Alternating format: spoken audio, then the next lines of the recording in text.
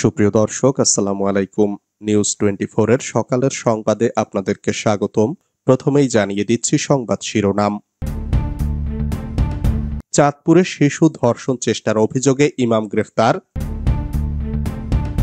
রমজানে হোটেল বন্ধ ও বাজার নিয়ন্ত্রণের আহ্বান হেফাজতের। খাদ্যপণ্যের দাম গত রমজানের তুলনায় সহনীয় পর্যায়ে রয়েছে, দাবি প্রেস সচিবের। মার্চে জাতীয় নির্বাচনের রোডম্যাপ দিন, প্রধান উপদেষ্টাকে সালাউদ্দিন। বোমা হামলায় মির্জা ফখরুলের নিন্দা, ভুল বিবৃতির জন্য দুঃখ প্রকাশ বিএনপির।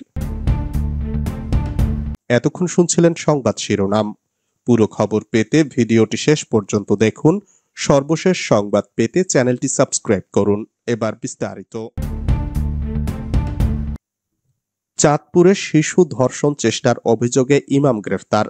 চাঁদপুরের কচুয়ায় 11 বছরের এক শিশুকে জোরপূর্বক ধর্ষণের চেষ্টার অভিযোগে আব্দুল মান্নান নামের এক মসজিদের ইমামকে গ্রেপ্তার করেছে পুলিশ।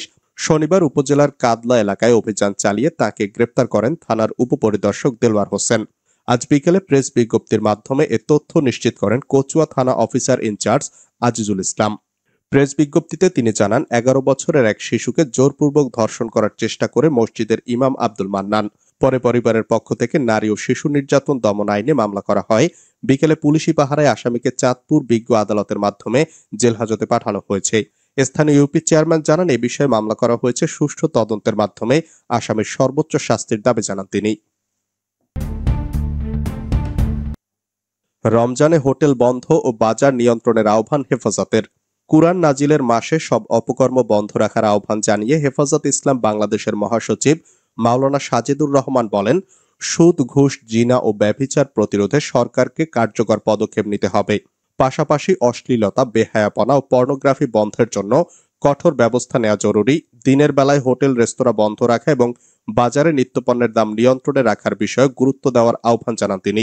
দেশবাসী সহ বিশ্ব মুসলিম উম্মাহকে পবিত্র মাহে রমজানের শুভেচ্ছা জানিয়ে হেফাজত ইসলামের মহাসচিব বলেন, রমজানের পবিত্রতা রক্ষা করতে হবে।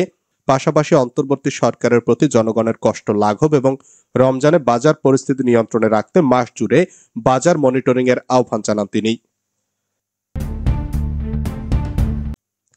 খাদ্যপণ্যের দাম গত রমজানের তুলনায় সহনীয় পর্যায়ে রয়েছে, দাবি প্রেস সচিবের। এবারে নিত্য প্রয়োজনীয় খাদ্যপণ্যের দাম গত রমজানের তুলনায় সহনীয় পর্যায়ে রয়েছে বলে মন্তব্য করেছেন প্রধান উপদেষ্টার প্রেস সচিব শফিকুল আলম। তিনি বলেন, সরকার রমজানের পুরো মাস নিত্যপণ্যের দাম সহনীয় রাখার সর্বোচ্চ চেষ্টা করবে। অন্তর্বর্তী সরকার দায়িত্ব নেবার পরেই 6টা বন্যা হয়েছে।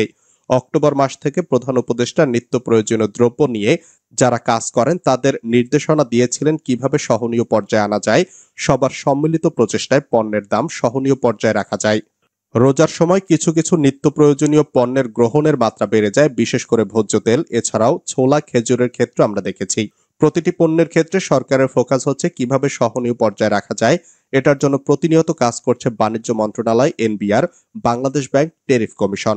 সবার সম্মিলিত প্রয়াসে আজকে আমরা বলতে পারি যে অনেক পণ্যের দাম সহনীয় পর্যায়ে এসেছে।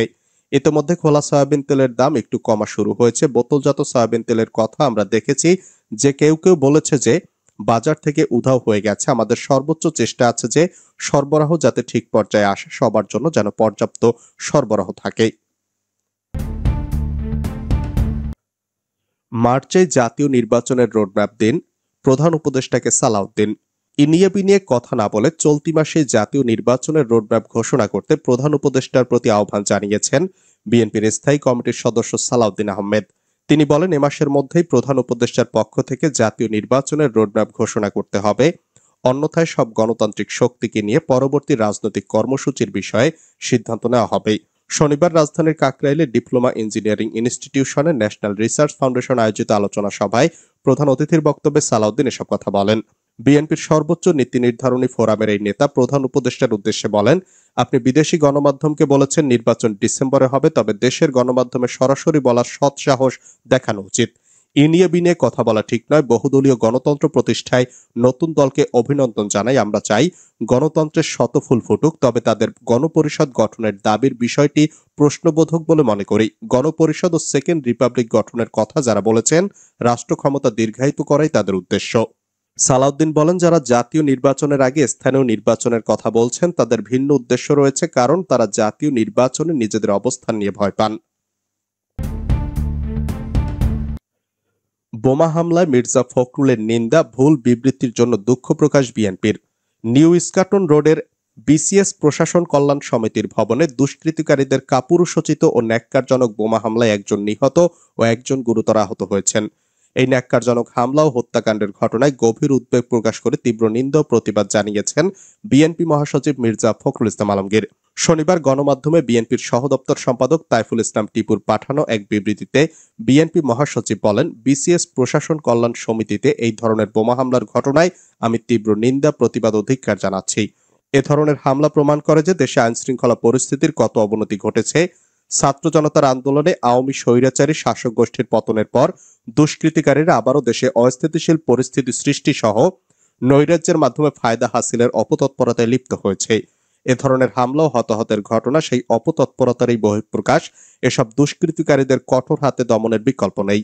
বিজ্ঞপ্তিতে বলা হয়, ভুল তথ্যের উপর ভিত্তি করে বিএনপি মহাসচিব মির্জা ফখরুল ইসলাম আলমগীর এক বিবৃতি দিয়েছিলেন, কিন্তু সেখানে প্রকৃতপক্ষে কোনো বোমা হামলা হয়নি। এসি বিস্ফোরণের ফলে ওই দুর্ঘটনা ঘটেছে। বিজ্ঞপ্তিতে অনাকাঙ্ক্ষিত ভুল বিবৃতি দেওয়ার জন্য বিএনপির পক্ষ থেকে দুঃখ প্রকাশ করা হয়। ডাকাতি করে পালানোর সময় নদীতে নেমে ধাওয়া, পাল্টা গুলি, ককটেল, গণপিটুনিতে নিহত 2। ডাকাতি করে পালানোর সময় শরীয়তপুর সদরের কীর্তিনাশা নদীর দুই পার ও নদীতে নেমে সন্দেহভাজন ডাকাত দলকে ধাওয়া দেন স্থানীয় লোকজন। এ সময় ওই দল স্থানীয় লোকজনকে লক্ষ্য করে গুলি ও ককটেল ছোড়ে। পরে স্পিডবোট ফেলে ওই দলের সদস্যরা একটা ইটভাটায় আশ্রয় নিলে স্থানীয় লোকজন তাদের ঘিরে ধরে পিটুনি দেন। এতে দুজনের মৃত্যু হয়। গতকাল শুক্রবার রাতে উপজেলার ডোমসার ইউনিয়নের তেঁতুলিয়া এলাকায় কীর্তিনাশা নদীর তীরে এ ঘটনা ঘটে। দিবাগত রাত 1টার দিকে পুলিশ দুজনের মরদেহ উদ্ধার করে শরীয়তপুর সদর হাসপাতালে নিয়ে যায়। মরদেহ দুটি শরীয়তপুর সদর হাসপাতালের মর্গে রাখা হয়েছে।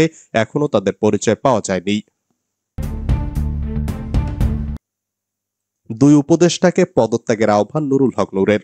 বর্তমান অন্তর্বর্তী সরকারের নিরপেক্ষতা নিশ্চিতে 2 উপদেষ্টা সহ সরকারের প্রতিনিধিত্বকারী জাতীয় নাগরিক পার্টি সংশ্লিষ্ট ছাত্র প্রতিনিধিদের পদত্যাগের আহ্বান জানিয়েছেন গণ অধিকার পরিষদের সভাপতি নুরুল হক নূর।